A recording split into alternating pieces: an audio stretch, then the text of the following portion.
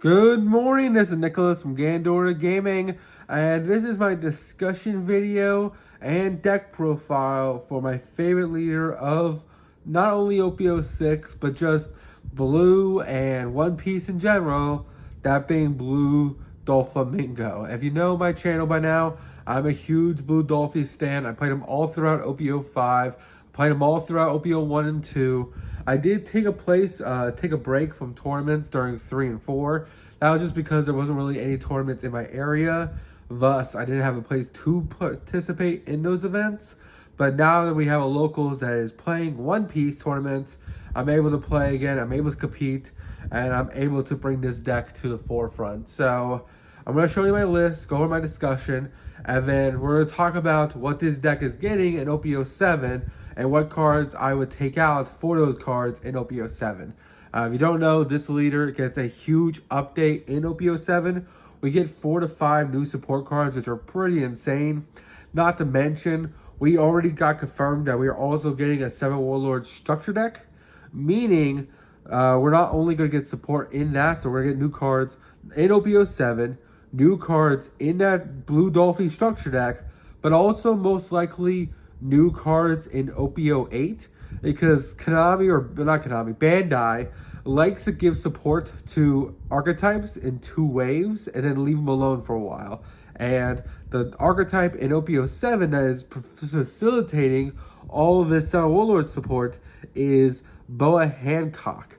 So if Boa Hancock is going to get a little bit of support in OP08, this leader most likely will also get a boost in OP08 as well. We don't know what any of the old cards in OP08 will be, but if they help out Blue Dolphy, the more the better. So let's get straight into this. So if you don't know Blue Dolphy, the leader himself, he is a very powerful leader. Basically, his gimmick is that, hey, you put 2 Dawn on him, rest 1 Dawn. When he attacks, he looks at the top card of your deck. If it's a 4 cost or lower, 7 Warlords at a C, he plays it in rested position, and then the attack goes through as normal. So basically, for a cost of 3 Dawn, you get to play a 4 cost or lower 7 Warlords card directly from the top of your deck, which is really, really good. And because he is a mono blue leader, he has 5 life, and he has access to all the best blue cards. Blue is one of the best colors when it comes to rearranging the top cards of your deck and just having the ability to pile through some really powerful effects. We have some of the best toolbox cards in the game, and OP06 is probably the strongest this deck has ever been, introducing us to 9-drop Sanji. 9-drop Sanji is a must include in any blue deck going forward. This card is absolutely insane. I hate that blue-red Marco just came out and this card jumped up in price. I'm hoping it falls down at least back to 20 bucks. This card was all the way down to $15 to $14, and then it jumped like overnight, which really, really sucks because this card is a must-have in all blue decks going forward. If you don't know, on play, Sanji looks at the top card of your deck, just like how Dolphy does, and then if it's a 9 cost or lower character that is able to be played, this card will play directly from the deck, which is really, really powerful. Because Blue Dolphy is already a leader that stacks his deck, the whole gimmick of Blue Dolphy is that you play cards like Perona and the 3-drop Dolphy to rearrange your top 5 cards that will allow you to ultimately have it always stacked in your favor. Thus, the Sanji will play any card you want, which is really, really good. The bonuses of Doflamingo, because he stacks so much, you are able to toolbox any scenario you're going against. If you're going against a rush deck, you can stack it so that you're able to have blockers or 2Ks. You can also stack it, let's say you're going high, you're playing against Katakuri. They're going to go 7-drop Big Mom into 10-drop Kaido. Well, you can stack your deck to have a Red Rock to handle the 7-drop. My bad. You can use Mihawk to handle the 7-drop, and then when they summon the 10-drop, you can Red Rocket, which is really, really good. Blue Dolphy is probably one of the strongest leaders in the game, just because he has the ability to just, not only is he playing a character directly from deck, but he's technically a +1 every time he goes off. Because not only is he not summoning a character directly from the deck, so he's not using any cards from hand, he's playing a character usually that would require the same, if not more, cost as the 3 Dawn. He's putting 7,000 at least into your opponent's character or leader, but he's also digging 1 card into the deck. Because he's playing the top card of your deck, you're technically drawing the card. Thus, you actually go through your deck very quickly with Dolphy, because every turn you successfully do his effect, you are just going through the deck 2 cards at a time. Because you're drawing for turn, and then you're playing the next card off his ability, and you're going from there, which is really, really insane. And we have other cards in this deck that allow us to draw, which is just really, really powerful in general. Same thing with the blue Sanji. He is a 2 card, because you can draw him, play him, then play the card right after him, which is really, really good. As long as it's not himself or a event, you get to play it for free. Speaking of the free cards, we're playing 3 Mihawk. Mihawk is essential. This card is absolutely insane. Simple fact that it's a 9 cost, 9,000 that can be played off to Sanji, and it bottom decks 7 or less characters, which is really, really good. There's a lot of really powerful 7 cost characters, especially in OP06, that you don't want to waste a red rock on, but you also want to get rid of it as easy as possible, and Mihawk handles that. Oh, your opponent just summoned out a 7-drop Linlin, bottom deck the thing, don't worry about it. Oh, my opponent just pushed with Hody Jones, bottom deck it, don't worry about it. This card hits a lot of things. You go against Purple Luffy, oh, they have 7-drop Kid in this summon, don't worry about it, bottom deck it. This is a very, very powerful card, and it's very toolboxy. I highly recommend getting this card now, because it is just a mainstay for Dolphy decks. Now, a card that I am testing, and I like it a lot, it helps a lot of games, I've won a lot of games with this card, is Aramaki. Aramaki is actually a really insane card. This guy is pretty solid in general. I really like him. He's the biggest blocker in the game. He's an 8 cost, 8,000, and he's a blocker, which is pretty solid. We can play him off the Sanji, which is really, really good. So basically, with the cost of 9 Dawn, we get to play 17 worth Dawn value, which is really, really good. The reason also I like Aramaki, not only because he's a blocker, so he can help you protect yourself from game, but also he has the ability to trash 1 card from your hand to bottom deck a 2 or less cost character and gain 3,000. Now you can use that offensively or defensively. So defensively, you can bottom deck their 2 cost blockers to help push for game, but also because he is basically gaining 3,000, a lot of times when your opponent's at 0 life, you can remove your opponent's blockers of like your red rocks or your gravity blades, and then use Aramaki's effect, either bottom deck their own 2 cost or lower character, or bottom deck even your own 2 cost or lower character. With no Dawn, he gains 3,000, and then you're swinging for 11k for game, which is pretty awesome. He helps you get over cards that you usually wouldn't be able to get over. If your opponent has a Hody Jones on the field and you don't have a way to technically remove it, but you do have an Aramaki, it's very easy for Aramaki to use his effect without using any Dawn commitment, make him 11k, and then swing into Hody Jones without using any Dawn commitment, which is really, really solid. For that reason, I really like him, but he doesn't have a counter, which does suck. And unlike Mihawk, he doesn't remove the best cards on the field. Mihawk removes literally 7 or less cost characters. This guy removes 2 or less cost characters. But he is also a blocker, so they are their pluses and minuses. Ultimately, I really like him. I like testing with him. But if we ever got a better card than this guy, I would probably switch it out. Now, another option you guys can play is 7-drop Borino. I've made a lot of videos on 7-drop Borino, and I've won a lot of games with 7-drop Borino. My issue with 7-drop Borino ultimately comes down into that this card, Gravity Blade, Raging Tiger, is just a better card. This card replaces Borino. This is what Borino used to be. He has no counter. It's the same cost. But the reason why this card is so much better than Borino is that Borino only bottom decks a 4 or less cost character, which is solid. It's really, really good. I put him originally into my deck list because it was really good into Bella Betty, because they play a lot of 4 or less cost characters in OP05, and it helped you play around that deck, which was really, really good to go on your 7 on turn, play 8,000 beat stick, and bottom deck their character. But a lot of decks in OP06 are going wide as hell. Red Purple Law can go really wide. Moria can go really wide. Reiju can go really wide. There's a lot of decks that are just going really wide on their boards, and Gravity Blade Raging Tiger does that for you. And for 7 Dawn, you bottom deck 2 6 or less characters, which is really, really amazing. Now, this card also used to be 3000 Worlds. 3000 Worlds used to be a staple in blue decks, but this card replaces that too. And the reason why it replaces that is because for 7 Dawn, remove 2 6Ks.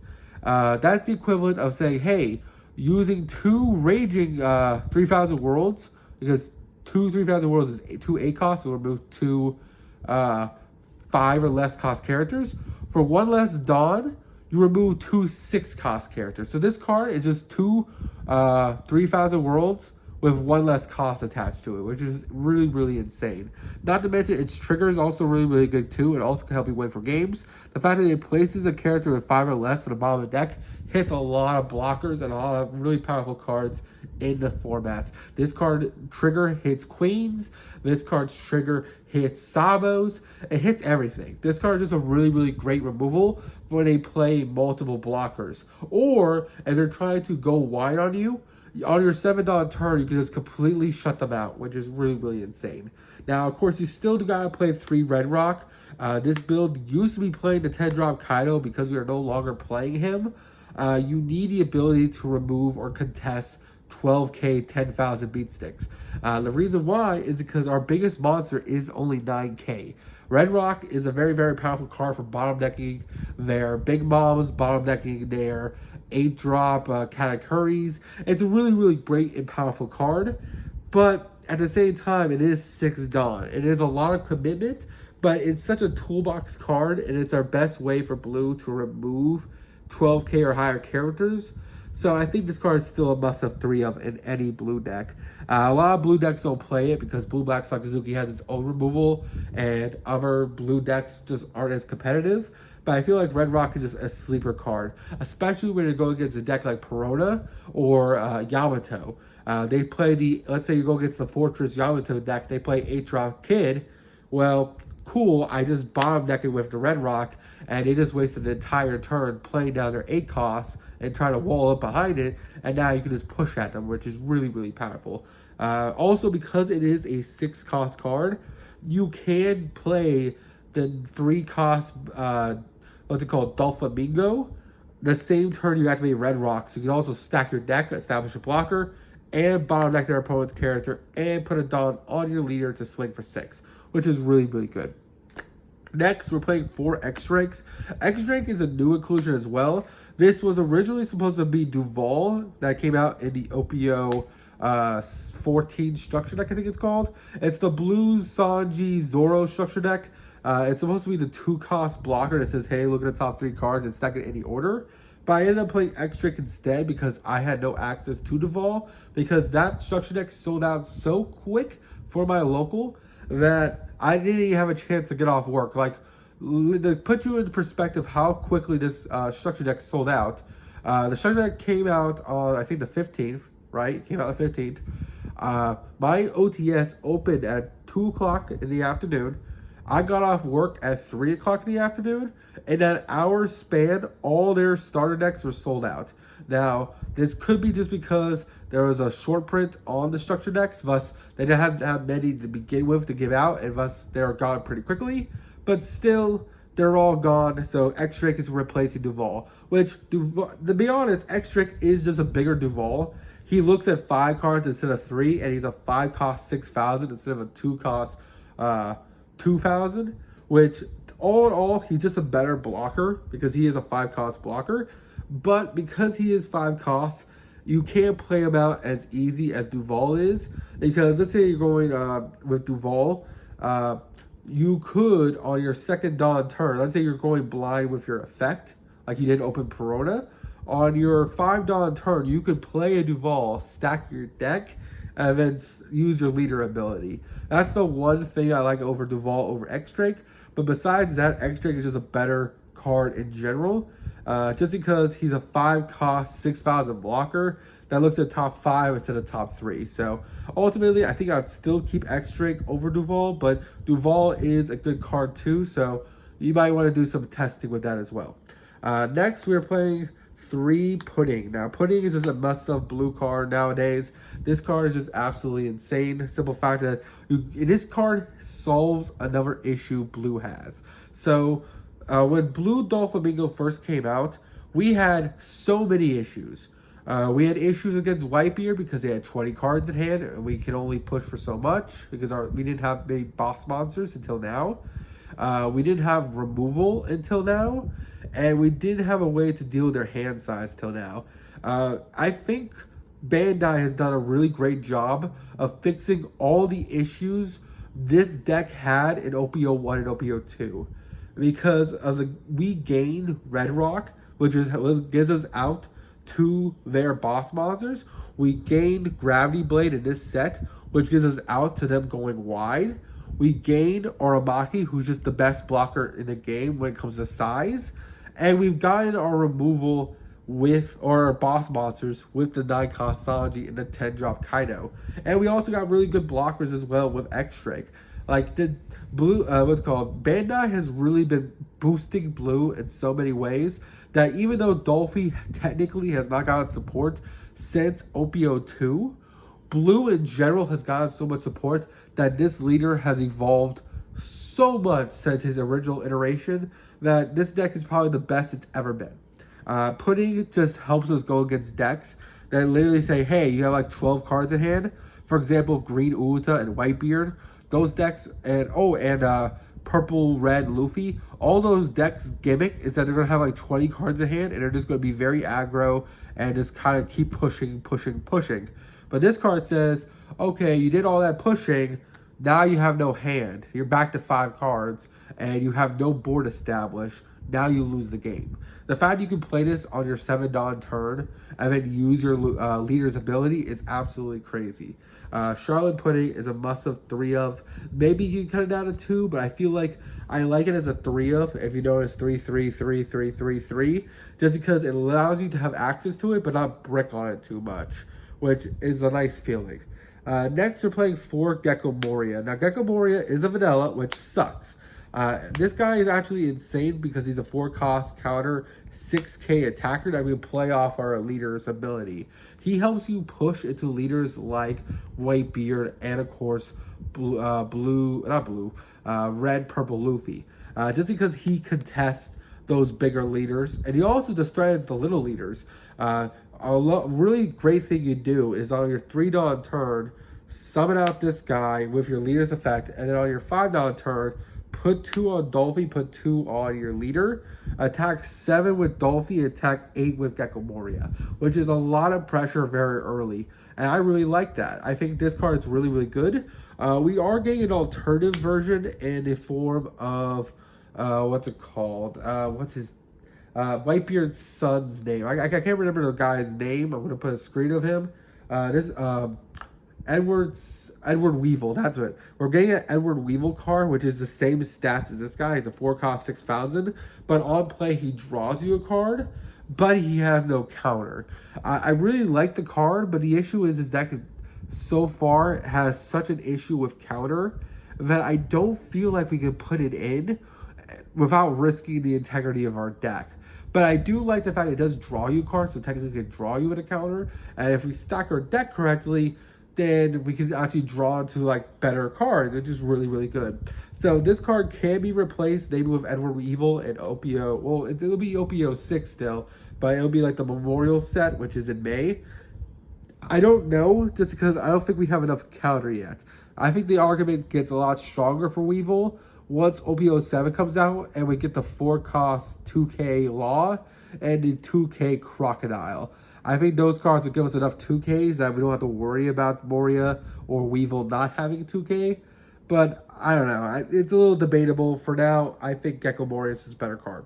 Next, we are playing 4 of the other Gecko Moria. Now, this Gecko Moria has came out since the starter decks, and this card is absolutely amazing. The fact that this card literally says on play, add a 7 Wooler to Sea or Filler Barks Pirate type character with 4 less costs other than Gecko Moria is absolutely insane. From your trash tray hand, you basically can add back your 2Ks or your Peronas. If your opponent KOs your Peronas, let's say they're playing Blue Black Sakazuki and they kill him, you can add them back with Gecko Moria, which is really, really good. This card is very recursive. It's a free 4,000, 5,000 body that just adds you back a resource from grave, which is really, really powerful, especially when you play them off your leader's ability. I think this card's always going to be a 4 in the deck. It's just too good. Same thing goes for Draco Mihawk. Now, I will say we might cut Draco Mihawk and just play 8 2Ks instead of playing 12, because I don't think we need 12 2Ks. Just because this guy is basically a vanilla, but his effect is decent when you do it. Basically, you put 1 on him when he attacks, you draw 2, trash 2, so he basically mulligans for 2, which is nice. He thins your hand by, he digs 2 into the deck, which is pretty solid, but you're usually just using him as a 2K.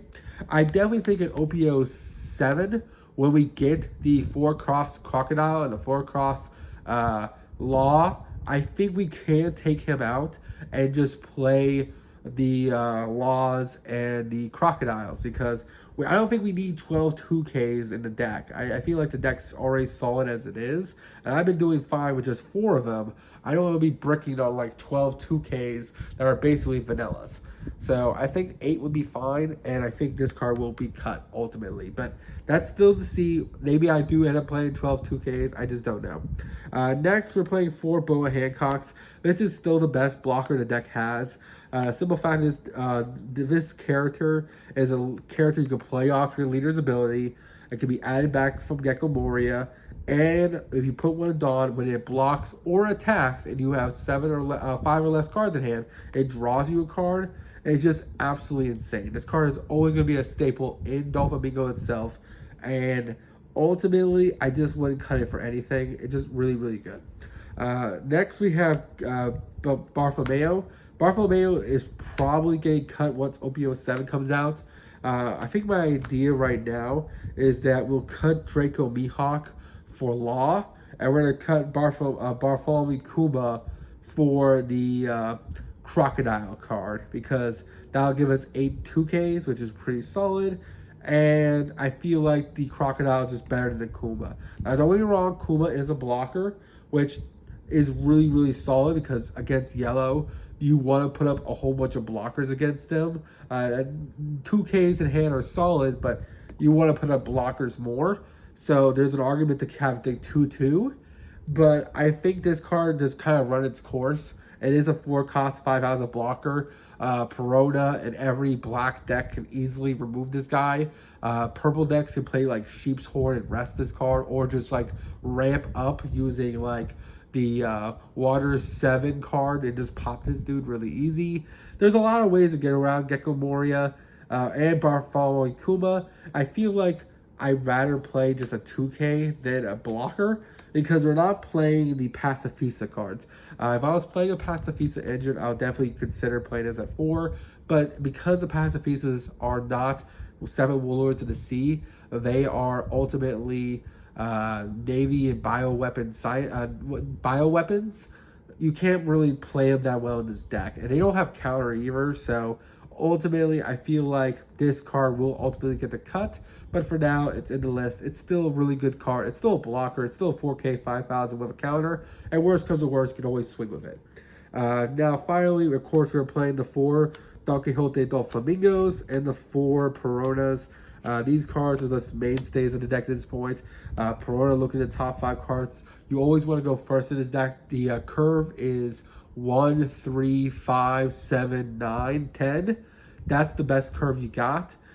We don't really play off, like you can play off curve, but it's not that great. If you go off curve, you're gonna go 2, 4, 6, and your first 2 turns are gonna be awkward, because turn 1, if you don't open a Perona, you're just not doing anything.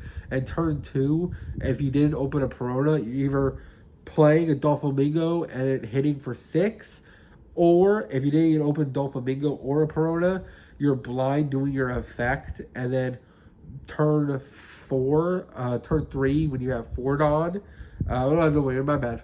When you're at 6 Dawn, hopefully you have a Doflamingo, so you go 3-3, and then you go 8 with the 8-drop blocker. but your curve's really fucked up. You really want to go first with this deck. And Perona and Don Quixote Doflamingo stacking your deck and being like low cost characters is really, really good. Especially because Perona just gets all your plays started. You really just want to open with her. I feel like until they make a 7 Warlords of the Sea, that's her exact typing and has her exact stats, this card will never get taken out of decks. Even though it is just like it doesn't, Dolphy can't summon her, which really sucks.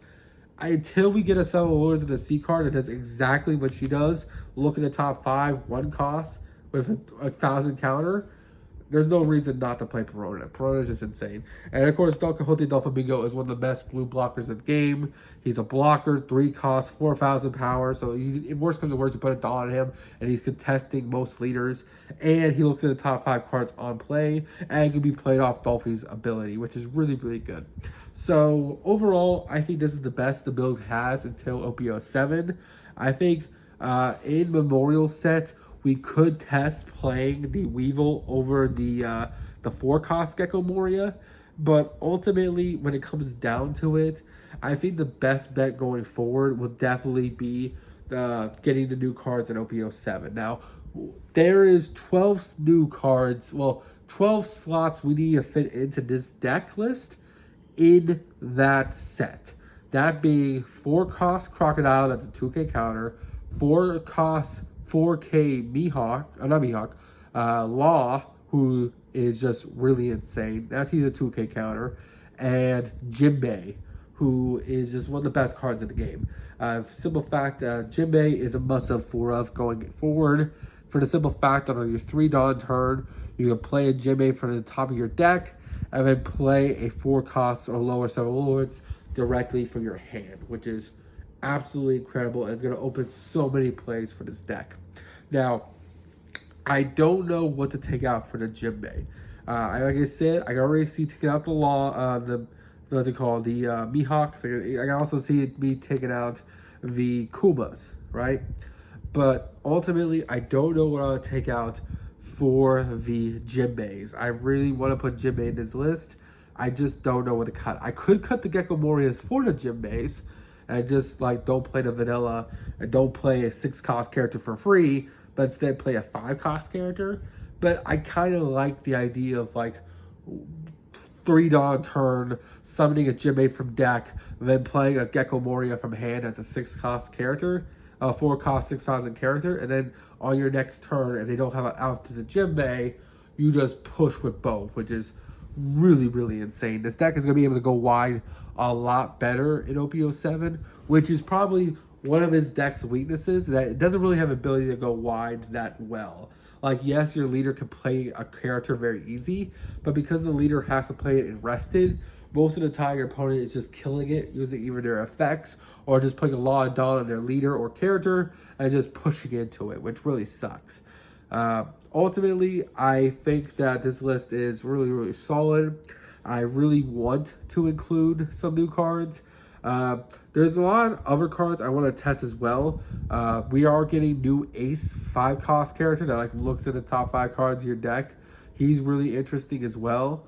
There's a lot of really cool blue cards we're getting that has not been revealed yet or has been revealed that I want to test out. There's a Boa Hancock event spell that I see a lot of blue Dolphin players in OP07 testing out with, but I really don't know. I think this deck doesn't really need a 1-cost or 2-cost counter card, like a spell card. I've never really played spells unless they're removal spells. I think this list is pretty solid.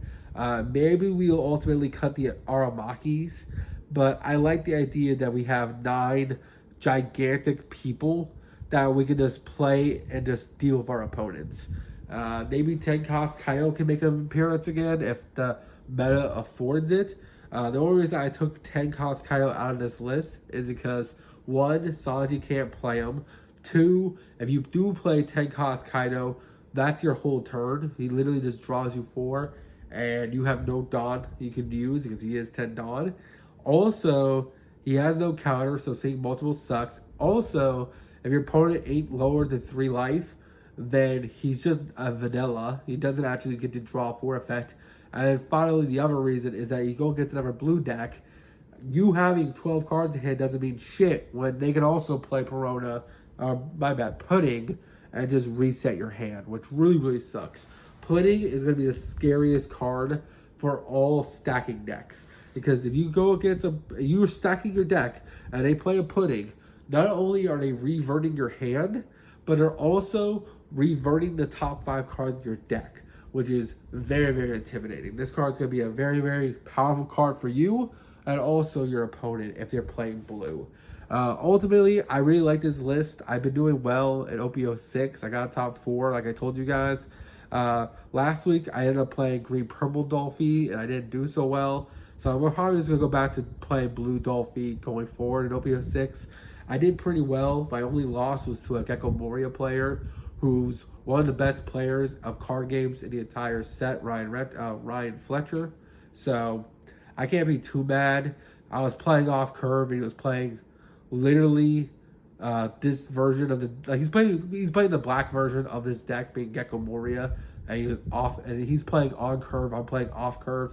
It's not much I could have done. But ultimately, I'm really proud of this list. I like that we're playing 9 and 8 and 7 and 6 and 5 and a whole bunch of 4s and 3s and 1s. I like that it kind of climbs up. We don't just jump numbers. So I don't know. I really like this list. We'll just have to see. You all can all tell me in the comments what you would change in my deck list. I'm pretty proud of it. And hopefully soon I'll have a computer set up where I can play against you guys on the simulator. And we can have some really fun duels. So hope you all enjoyed. Don't do anything stupid. And I'll see you on the next one. Bye-bye.